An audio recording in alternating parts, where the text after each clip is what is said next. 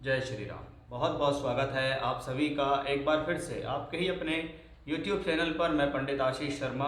मेरा आज का ये वीडियो मेष राशि के जातकों के लिए बहुत ही खास है। इस वीडियो में हमारी चर्चा रहेगी कि आने वाला जो महीना है नवंबर 2023 आपकी राशि के लिए कैसा है। ग्रहों का गोचर, ग्रहों की स्थिति, ग्रहों का वक्री मार्गी होना, ग्रहों का युति बनाना, कौन सा ग्रह कब राशि परिवर्तन करके आपके जीवन में क्या लेकर आएगा, उसका आपके जीवन की स्वास्थ्य, शिक्षा, नौकरी, लाभ, विवाह, इन सब पर क्या प्रभाव पड़ने वाला है, ये सब कुछ इस वीडियो में बहुत ही विस्तार से मैं बताने वाला हूँ।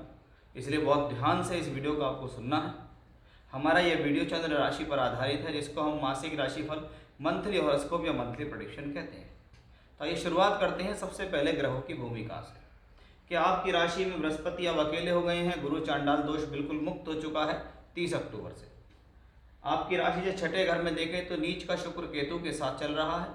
सप्तम भाव में बुध सूर्य मंगल की युति बनी हुई है।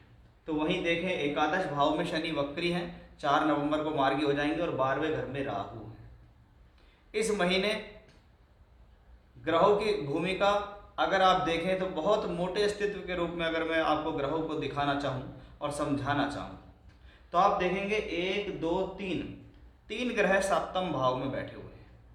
बृहस्पति सप्तम भाव को देख रहा है और सप्तम भाव का स्वामी शुक्र केतु के साथ 8 छठे घर पे नीच का है। यानी इस महीने जो भी अधिकतम घटनाएं होंगी वो 7वें घर से संबंधित होंगी। अब 7वां घर क्या होता है?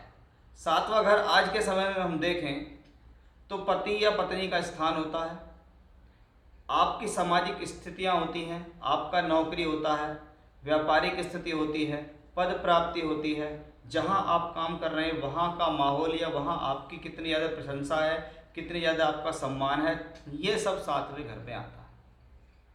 अब 7वें घर में जब इतने सारे ग्रह बैठे तो 7वें घर का मालिक शुक्र नीच का होके छठे भाव में राहु केतु अक्ष पे पूरे महीने रहेगा। यानी विवाह का संबंध बनना तो इस महीने मुश्किल है, विवाह का संबंध तो बनेगा नहीं।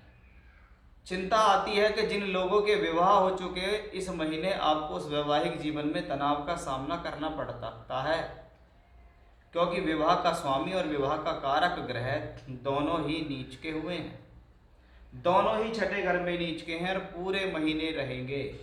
यानी इस महीने जिन लोगों का विवाह हो चुका है उनको अपने वैवाहिक संबंध संभालने, अन्यथा वो वैवाहिक संबंध किसी भी स्तर तक खराब हो सकते हैं। झगड़ा बढ़ सकता है, मिसअंडरस्टैंडिंग बढ़ सकती है, प्रॉब्लम्स ज़्यादा आ सकती है। वहीं ये शुक्र दूसरे घर का मालिक होकर भी नीच का है, तो आर्थिक फैसले सोच समझकर लेने हैं इस महीने। सोच समझकर पैसा खर्च करना है, सोच समझकर इन्वेस्टमेंट करना है। जरूरी है, बहुत ज़्यादा है तो कुछ करें, अदरवाइज पैसे को संभाल के रखें। ग्रह की स्थिति अगले महीने ठीक होगी तब कर लेना। किसी को इस दौरान पैसा ना दें, क्योंकि ऐसी स्थितियों में गया हुआ पैसा लौट कर नहीं आता है। कभी कभी तो घर परिवार, रिश्तेदार, जानकार लोग भी आपके धन का इस्तेमाल कर लेते हैं और आपका पैसा आपको वापस नहीं देते हैं, वो भी इस शुक्र केतु की वजह से। यानी ये शुक्र केतु का नीच का होना, छठे घर में जाना प्रॉब्लम देने में सक्षम है।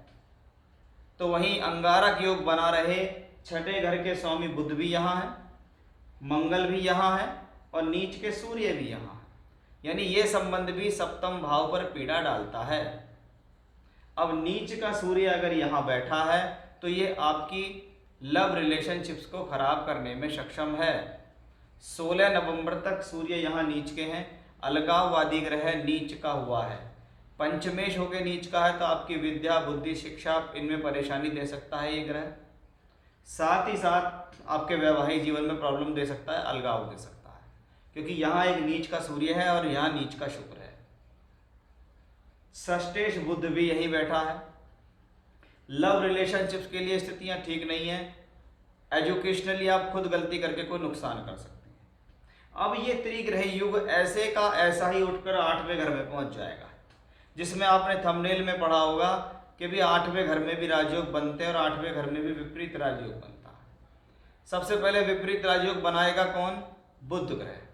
16 नवंबर को बुध, सूर्य और मंगल तीनों ग्रह यहाँ से निकलकर 8वें घर में पहुंच जाएंगे।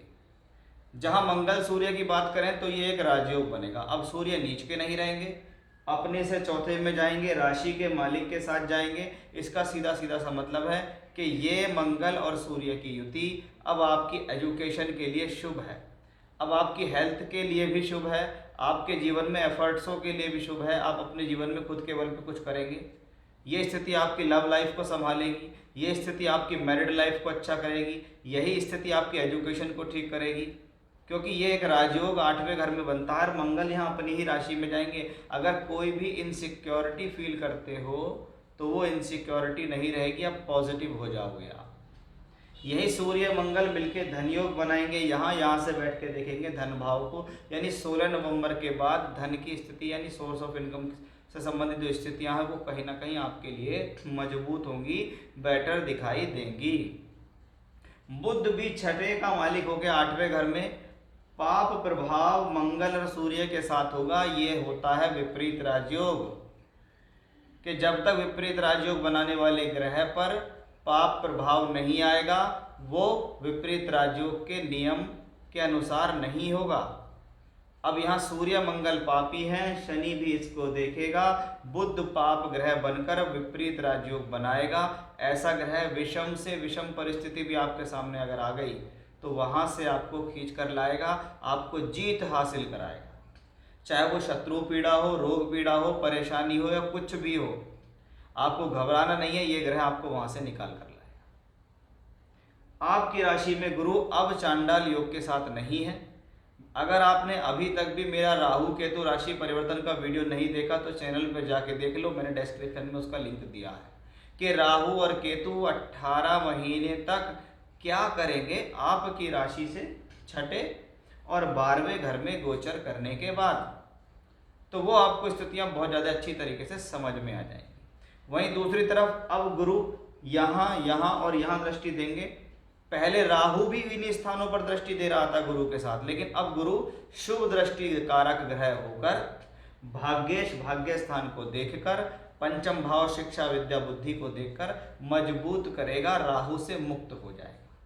तो वहीं आपके कर्म और लाभ के स्वामी शनि भी इस महीने वक्री से मार्गी होंगे 4 नवंबर 2023 को। यानी शनि का वक्री से मार्गी होना आपकी प्रोफेशनल लाइफ, आपके धन, आपके फाइनेंस, इन सब के लिए बेटर है, क्योंकि ये ग्रह अब डायरेक्ट अवस्था में है। अब ये सीधा चलेगा, अब ये विलंबकारी नहीं रहेगा, अब इसमें कोई रुकावट नहीं आएगी। यानी ये समय प्रोफेशनली भी अच्छा होगा।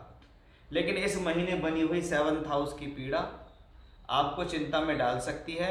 आप जहाँ काम करते हैं वहाँ का माहौल खराब हो जाए, आपको किसी प्रकार से चिंता हो जाए कि भाई मेरे से कुछ गलत हो गया है, कहीं मेरा इज्जत सम्मान तो नहीं चला जाएगा। क्योंकि सप्तम भाव का स्वामी शुक्र है, छठे घर में नीच का हुआ है, केतु के साथ हुआ है। तो अपने आचार विचार को ठीक करें, अपने कैरेक्टर को भी इस दौरान स्ट्रांग रखने की ज़रूरत है। तो इस महीने कौन सा ग्रह क्या देगा, तो सबसे ज़्यादा पीड़ा और परेशानी कहाँ आती है? 7th हाउस में। तो 7वें घर के जितने कारकत्व हैं वो इस महीने डगमगा सकते हैं। बाकी सभी स्थितियाँ कहीं ना कहीं आपके लिए अनुकूल रहेंगी। 16 नवंबर के बाद बहुत सारी स्थितियाँ आपके लिए पॉजिटिव भी हो जाएंगी। तो ये था मेष राशि के जातकों के लिए नवंबर 2023 का मासिक राशिफल। जय श्री राम।